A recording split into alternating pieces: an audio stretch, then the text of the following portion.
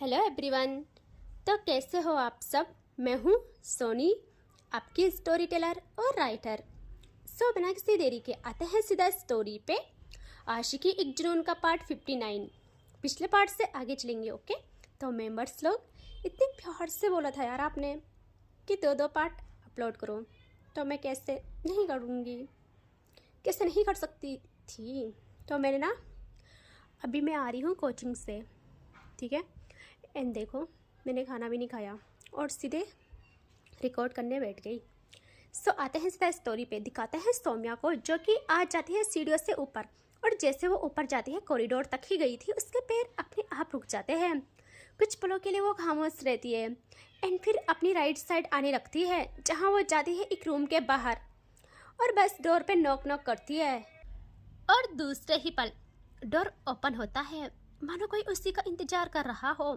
और सामने थी सिया, जो जैसे सौम्या को देखती है वो अपने इमोशंस में बह जाती है। दूसरे ही पल उसके सीने से लग जाती है और सौम्या फ्रीज। उसने अभी भी एक भी लफ्ज नहीं बोला था और सिया उसके सीने से लिपटी रहती है बस। और सौम्या अब जाके उसे हक बैक करती है। जैसे सौम्या का टच सिया को फील होता है, उसे पता नहीं क्या होता है, मानो वो एक पल में ख्वाबों की दुनिया से हकीकत में आ गई हो। वो दूसरे ही पल सौम्या से दूर हट जाती है और सौम्या कहती है, क्या हुआ सिया, ठीक हो तुम। सिया अपनी नम आंखों को उससे छिपाते हुए कहती है, मैं ठीक हूँ। और आप यहाँ आ गए, एक बार बोलना भी सही नहीं समझा। हाँ, यह सौम्या उसका हाथ पकड़ती है और उसे ले आती है बेड में, वहाँ बिठाती है और फिर बैठ जाती है उसके बगल और कहती है, क्या हुआ। अच्छा ठीक है ना, मेरी गलती थी, सॉरी, लेकिन मैं भाग के यहाँ नहीं आई या आप सबसे दूर जाने के लिए नहीं भागी हूँ। मुझे काम था बहुत ज़रूरी, मुझे सुबह ही निकलना पड़ा। वहाँ मेरी सारी डील्स भी कंप्लीट हो गई थी, तो क्या करती मैं वहाँ, आप बताओ। यह सिया कहती है, तो रिद्धि को क्यों नहीं लाए साथ। सौम्या सिया की आंखों में देखती है और बस खामोश रहती है। सिया कहती है, मुझे कुछ नहीं मानते, उसे तो मान लेते कम से कम, जो इश्क है आपका। पता भी है पूरे रास्ते किस हाल में आई है वो, उसे देख के इतना तो पता चला कि पागल है आपके लिए। किसी की मोहब्बत तो मुकम्मल हुई। सौम्या स्माइल करती है और कहती है, हम आई नो, लेकिन आप टेंशन ना करें, सब ठीक होगा, मैं करूँगी सब बढ़िया। अच्छा सुनो ना, आपको कोई प्रॉब्लम तो नहीं हुई ना, यहाँ आने में भूख लगी होगी ना। आप टेंशन ना करें, मैंने भाभी लोगों को बता दिया है, वो आपकी पसंद का ही बनाएंगे, ठीक है। सिया कहती है, मैं ठीक हूँ, मुझे भूख नहीं है। यहाँ सौम्या कहती है, अरे ऐसे कैसे नहीं है। और सुनो ना, आई नो यहाँ का माहौल आपको अच्छा नहीं लगेगा, है ना, बट क्या करें, यहाँ है ही ऐसे। और हाँ, रात को ठंडी होती है और उससे कुछ क्लिक होता है, उससे कुछ याद आता है। वो कहती है, वेट, हाँ। और वो किसी को कॉल करती है और कहती है, जल्दी से रूम में आओ। वहाँ दूसरे ही पल एक सर्वेंट आता है और सौम्या उससे कहती है कि यहाँ का सामान इस तरह सेट करो। और वो ना पूरी चीज़ें बताती है, सब सिया की पसंद का। सिया के लिए सॉल एंड ऑल भी मंगवाती है। यह सिया तो बस सौम्या को देखती रहती है कि इतना सब कैसे पता इन्हें मेरे बारे में। सौम्या सारा काम खुद से करवाती है अपनी आंखों के सामने और फिर कहती है, जो मैम बगल के रूम में है, उनकी सारी ज़रूरत का ख्याल रखना और उन्हें भी पूछो, कुछ नीड होगी तो तुरंत हाजिर होना चाहिए, समझी। वो तनु की बात कर रही थी। यहाँ वो कहते हैं, जी मैम। एंड आपके रूम में, तो सौम्या कहती है, वहाँ मैं संभाल लूँगी, तुम जाओ। और वो देखती है सिया को और कहती है, अब आप टेंशन मत करो, कोई प्रॉब्लम नहीं आएगी, ओके। सिया कहती है, मुझे प्रॉब्लम है भी नहीं, ये पहाड़ी, ये वादियाँ मुझे सुकून दे रही है। सौम्या जल्दी से सिया का फेस हाथों में लेती है और कहती है, क्या हुआ, तुम्हारी आंखें नम क्यों है, बताओ कोई बात है। क्योंकि उसने अभी देखा था उसकी आंखें नम थी। यहाँ सिया के दिल में जो ठंडक पैदा होती है ना, क्या बोलूँ। वो कहती है, मैं ठीक हूँ, बस ठंड है ना ज़्यादा। तो सौम्या कहती है, हाँ वो भी है, लेकिन मैंने उसका इंतजाम भी करवा लिया है ना। लेकिन आप ख्याल रखिए अपना, और कोई भी चीज़ चाहिए तो मुझे कह देना बस, ओके। सिया ना इतनी मासूम थी कि वो सौम्या को देख के यही सोच रही थी, मेरे लिए कुछ भी मत करो प्लीज़, ये केयर मैं डिज़र्व नहीं करती, मैं अब आपके काबिल नहीं हूँ। क्योंकि उससे लगता है तनु ने उसे छुआ, तो अब वो सौम्या के काबिल नहीं रही। देख रहे हो यार, इतनी मासूम कोई कैसे हो सकता है। इसीलिए वो सौम्या के सीने से हट गई थी और उसे ये भी था कि सौम्या पे रिधि का ही हक है। और सौम्या अब वहाँ से आ जाती है और आती है अपने रूम में, जहाँ डोर खोलती है और रिधि अभी भी सोई थी। सौम्या स्माइल करती है और बिल्कुल उसके पास आके उसके बगल लेट के उसको सीने से लगाती अगेन कि रिधि की नींद ना खुल जाती है। और वो जैसे सौम्या को देखती है जोरों से पीछे पुश करती है उससे और कहती छूना मत मुझे, और यहाँ क्या कर रहे हो, निकलो यहाँ से। सौम्या कहती जान ये मेरा रूम है, मतलब हमारा रूम है, बताओ मैं किसके रूम में जाऊंगी। रिधि कहती कहीं भी मरो, यहाँ मत दिखो मुझे, और या तो मैं ही चली जाती हूँ। और वो उठने को होती है कि सौम्या एकदम रिधि का हाथ पकड़ के उसे अपनी ओर खींचती है और अपने सीने से लगा लेती है, टाइट हक करती है। रिधि कहती है बोला ना मैंने, मुझे छोड़ो, मुझे छूना भी मत। तभी रिधि की नजर जाती है दीवार पे, जहाँ उस पूरे रूम में एक भी तस्वीर नहीं थी सिवाय एक बड़ी सी तस्वीर के, और वो थी रिधि की। सौम्या देखती है रिधि को कि जो चुप हो गई थी। सौम्या उसकी नजरों का पीछा करती है और रिधि का माथा चूम के कहती है देखा 5 साल तक ये मेरी साथी रही है, मेरी प्रेमिका। इसी हसीना ने मेरी बात सुनी, मेरी नाराजगी झेली, मैंने इस पे अपनी नाराजगी जताई, गुस्सा किया, इन्हीं ने मेरे 5 सालों का गुस्सा झेला, पता नहीं कितनी बार चकनाचूर हुई, फिर भी देखो मेरा साथ नहीं छोड़ा। और एक तुम हो भाई, इतना गुस्सा कर रही हो, एक मैं वहां से यहाँ क्या आ गई, इतना गुस्सा करोगी। रिधि अगेन सौम्या को पुश करते हुए कहती है तो जाओ ना इसी के पास, इसी की बातें सुनो, इसी से बातें करो और जो मर्जी करो, मुझे छोड़ दो बस। अरे तुम यहाँ क्यों हो, तैयारी करो ना, तुम्हारी शादी है, हमारी शादी है यानी मेरी बर्बादी है, जाओ ना तैयारी करो। सौम्या अगेन स्माइल करती है और रिधि की चिन को प्यार से पकड़ती है अपनी ओर करके, इसके होठों के पास आके कहती है जान इतना गुस्सा, हाँ कसम से बहुत प्यार है तुमसे, और अब तो और ज़्यादा प्यार आ रहा है जब से हमें पता चला कि आग बराबर लगी। यहाँ मैं जागी तो नींद तुम्हें भी नहीं आई, कसम से सुन के दिल में ठंडक पड़ गई। और रिधि को ना अभी भी गुस्सा आ रहा था। इन दोनों का ऐसा था ना कि जब तक अपना गुस्सा पूरा उतार ना दो तब तक भाई कोई नहीं मानता। यहाँ रिधि सौम्या को दूर धक्का देती है और कहती है देखो मुझे तुम्हारी बकवास नहीं सुननी, समझे, तुम और ना सारी चीज़ें तुम्हारे मुताबिक हो सकती है, बट ये छूना मेरी मर्जी से होगा, जो मैं कभी तुम्हें अब इजाज़त नहीं दूंगी, दोबारा सोचना भी मत मुझे इस तरह पकड़ने की। सौम्या जल्दी से बेड में बैठ जाती है और कहती है ओह तो ऐसे कैसे मेरी जान, तुम छूने नहीं दोगे अभी तो मुझे, तुम्हें और अपने घर वालों को। और वो थोड़ा सोचती है और कहती हाँ घर वालों से याद आया, जान आपके लिए ना कपड़े मंगाए हैं, अच्छे अच्छे ब्रांडेड सूट, प्लीज उससे पहन लो।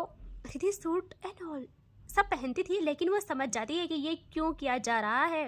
वो कहती ओह आप समझी, ये सही है, मुझे ये सारी चीज़ें करनी पड़ेंगी है ना, तो याद रखो मुझसे करवा के दिखाओ अपनी मर्जी का, फिर मैं तुम्हें मानूं, अब तमाशा होगा अच्छा खासा। और सौम्या रिधि को उसकी कमर से होल्ड करती है और एकदम बेड में रखती है और अच्छे से ऊपर होती है। रिधि तो समझ भी नहीं पाई कि ये कब और कैसे हुआ। यार रिधि सौम्या के कॉलर एरिया पे हाथ जमाए उसे दूर पुश करने लगती है, बट कोशिश नाकाम। सौम्या उतना ही करीब आके कहती है जान मानना तो पड़ेगा आपको, वरना रिधि कहती है मनवा के दिखाओ। और सौम्या एकदम रिधि के होठों पे झुक जाती है और भाई इतने प्यार से उन्हें चूमती है कि रिधि का गुस्सा सातवें आसमान पे चला जाता है।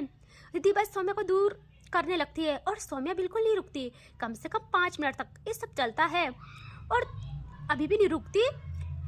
तभी एकदम इनका डोर होता है ओपन और एक चीख पूरे रूम में गूंज जाती है और सौम्या वहीं जम जाती है, वो शॉक्ड, उसकी आंखें बड़ी बड़ी हो जाती है। वो देखती है रिधि को और रिधि बेचारी उसकी हालत क्या बताऊं, सौम्या तो फ्रीज हो गई थी और अभी भी हटी नहीं थी, बस मूवमेंट रोक दी थी उसने। रिधि पूरी एनर्जी के साथ सौम्या को खुद से दूर पुश करती है और जल्दी से उठ के बैठ जाती है और सौम्या जल्दी से सेंस में आती है। वो देखती है डोर पे जहाँ थी उसकी भाभी जिन्होंने हाथ लगाए थे अपने आंखों पे, और सौम्या गहरी सांस लेती है। और यहाँ रिधि कसम से उसे इतना गुस्सा और ऑकवर्ड फील होता है वो अपनी नजरें कहाँ ले जाए उसे समझ नहीं आता। यहाँ भाभी धीरे धीरे अपनी आंखों से हाथ हटा देती है और प्यारी हंसी हंसती है और कहती यार डोर तो बंद करते, हद है। सौम्या जल्दी से कहते भाभी आप भी तो नो कर सकते थे, और ये क्या तरीका होता है। यहाँ भाभी कहती है मुझे थोड़ी पता था आप भी यहाँ हो। अरे हम तो इनसे मिलने आए थे। यहाँ रिद्धि जल्दी से देखती है उन्हें प्यारी आंखों से, और वो अंदर आके वहीं रिद्धि के बगल बैठ जाती है और हाय रिद्धि की बुलाएं लेती है। सौम्या ना अपनी भाभी के शोल्डर में हाथ रखती है और प्यार से कहती है भाभी सब बताइए ना कैसी है हमारी पसंद। वो कहती भाई आ गए, आग मान गए भाई, पहली नज़र में देख के ही मान गए। हमें पहले लगता था कि कौन होगी वो जिसने इस घर की नींव को अपना रोक दे के जोग में डाल दिया। तस्वीर देखी थी लेकिन हकीकत उससे लाखों गुना ज़्यादा खूबसूरत है। वैसे इनके लिए ये सब करना तो बनता है, अब कोई शिकवा नहीं रही हमें इनसे। सौम्या कहती है क्या बोले अब भाभी। रिद्धि ये हमारी छोटी भाभी है। रिद्धि समझती तो कुछ नहीं वो, बट संस्कार उसमें भी थे यार। वो उनके पैर छू के प्रणाम करती है। वो कहती बस अरे आपसे अभी अच्छे से मुलाकात होगी, अभी तो हम आए हैं क्योंकि दादी का ऑर्डर है, खाना लग गया है और हमारे घर का रूल है 3 टाइम का खाना पूरा परिवार साथ में खाता है। सो आपको लेने भेजे हैं वो हमें, तो हम आ गए। रिद्धि देखती है उन्हें, फिर सौम्या को से ही कहती है कि हाँ जान यही है। रिद्धि जल्दी से कहती है भाभी मैं नहीं खा रही, मन नहीं है। वो कहती अरे ऐसे कैसे हो सकता है, ये बात गलती से भी दादी के सामने मत बोलना। हमारे यहाँ ये भी रूल है कि चाहे भूख हो ना हो खाने का अपमान नहीं करते, उसे ठुकराते नहीं है। बस थोड़ा सा एक निवाला ही सही, बट खाना खाना जरूरी है। सो चलना होगा। यहाँ वो जल्दी से रिद्धि का हाथ पकड़ते हैं और उसे ले जाने लगते हैं। रिद्धि के कुछ समझ नहीं आता लेकिन वो अपने कदम रोक लेती है और बहुत प्यार से भाभी को कहती है सुनिए अब जाइए, मैं बस आती हूँ इनके साथ। और वो तिरछी निगाहों से देखती है सौम्या को और भाभी स्माइल करती है और कहती है ओके आप आइए, हाँ मैं तभी तक दूसरे मेहमानों को बुलाती हूँ।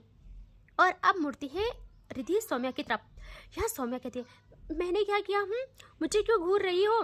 यहाँ रिद्धि कहती है सब तुम्हारी नौटंकी है, ये सब तुम्हारी वजह से हुआ है और तुम जाओ जाके बोल दो सबको मेरा मन नहीं है, जब मुझे भूख होगी मैं खुद बोल दूंगी, फिलहाल मुझसे दूर हो सब।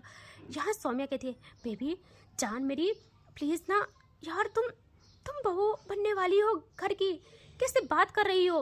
रिद्धि कहती है बहू, हाँ बहू, वो बहू बनने वाली हूँ मैं जिससे तुम इसीलिए शादी कर रहे हो ताकि मेरे से बदला ले सको और मुझे सता सको और तुम्हारे घर वालों का गुरूर बरकरार रहे, इसलिए ना। लेकिन तुम लोगों को पता नहीं है अभी मैं क्या हूँ, गुरूर तोड़ने में ना मैं तुम्हारे खानदान से भी 10 कदम आगे हूँ। सौम्या कहती है बेबी लहजा थोड़ा शांत रखो ना, और किसने कहा मैं तुम्हें सताने के लिए शादी कर रही हूँ, मैं प्यार करती हूँ ना आपसे। और दादी ने इसीलिए बोला क्योंकि आपने कैसे बात की सबके सामने उनसे, और हाँ आपको उनसे ना तरीके से बात करनी है। और जाओ जल्दी से कपड़े चेंज करो, समझी, सूट मंगवा ली है मैंने, उन्हें पहन के आओ। दीदी कहती है ओह हेलो, किस दुनिया में जी के ये ख्वाब देख रहे हो, ये किस टोन में मुझ पे हुक्म चला रहे हो। अब देखो तुम देखो मैं जाऊंगी नीचे, और है हिम्मत तो मेरे कपड़े बदल के दिखाओ। और मैं ही क्यों, तुम्हारी सिया ने भी तो ऐसे ही पहने हैं क्रॉप टॉप, उससे तुम लोग बुरा क्यों बोलोगे, बुराई तो सब मुझ में है। अब मैं बताती हूँ बुरा कहने किसे है। और वो सौम्या को हटा देती है डोर से और आगे बढ़ने लगती है। यहाँ सौम्या स्माइल करती है और कहती है हाँ तीर सही निशाने पे लगा है, बस भगवान जी नीचे संभाल लेना।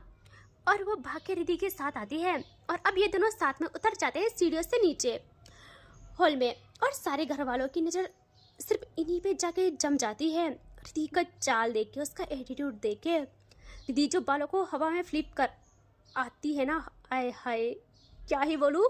तनु और सिया भी आ गए थे, वो लोग तो सबसे मिल भी गए थे। और पावर वाली चेयर पे दादी बैठी थी। यहाँ सौम्या दादी के बगल वाली सीट पे ही बैठती थी हमेशा, वो उस सीट को पीछे करती है। दादी सोचती है कि अपने लिए की होगी, बट सौम्या रिद्धि के लिए करती है। लेकिन रिद्धि भाई वहाँ बैठती ही नहीं बल्कि उसके बगल वाली सीट पे बैठ जाती है, तनु के बगल। और दादी को जो आग लगती है ना ये देख के, उनके हाथ की स्पून हाथ पे ही जम जाती है। और सौम्या अपनी दादी को देखती है और घबरा के कहती है, दादी मैंने अपने लिए ही की थी। और वो जल्दी से वहाँ बैठ जाती है। और अब खाना लगता है। पहले सारे घर वालों को खाना दिया जाता है। जो बहुएं थी वो अभी भी बस खड़ी थी, सबको खाने के लिए पूछ रही थी, सर्व कर रही थी। रिद्धि ये सब नोटिस करती है और उससे ना नहीं रहा जाता। वो कहती आप लोग खड़े क्यों हैं? यह भाभी जो रिद्धि से मिल गई थी वो देखती है उसे और कहती आप हमें बोल लिए? रिद्धि कहती हाँ तो आप लोगों के अलावा कौन यहाँ खड़ा है? आप लोग ही खड़े हो बस, और कोई है क्या? यहाँ दादी की आंखें जो टकराती है सौम्या पे। सौम्या जल्दी से कहती है रिद्धि वो खाती है ना बस तो थोड़ी देर में। यहाँ रिद्धि कहती है तुम तो अपनी जुबान को बंद ही रखो और आप लोग बैठिए ना, सर्वेंट कर लेंगे। यहाँ दादी एकदम अपनी स्पून को टेबल में रखती है और कहती है तुम चुपचाप खाना खाओ, तुम कुछ ज़्यादा नहीं बोल रही हो। रिद्धि देखती है दादी को और कहती है आप मुझे समझाएंगी? मैंने क्या ज़्यादा बोला? मैंने सही तो बोला। वो कहती है जुबान संभाल के बात करो।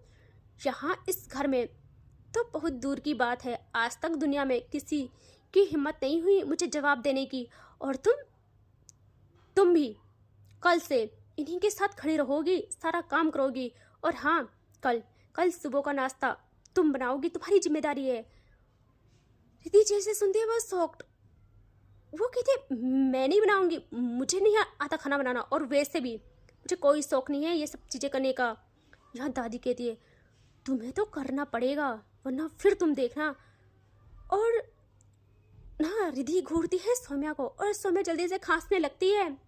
यह रिद्धि वहाँ से ग्लास लेके पानी का सौम्या के आगे पटकती है जोरों से और कहती है अच्छे से ग्लास साफ कर लो ताकि फिर कहीं जाके तुम्हारी आवाज़ निकले। यहाँ सौम्या जल्दी से पानी पीती है और कहती बात भाभी लोगों की है ना, खाना खाने से बात शुरू हुई है ना कि साथ में कि सबको साथ में खाना चाहिए, तो आप लोग बैठ जाइए ना प्लीज़। यहाँ दादी कहती है सच में अभी से ये हाल है, आगे चल के पता नहीं क्या होगा।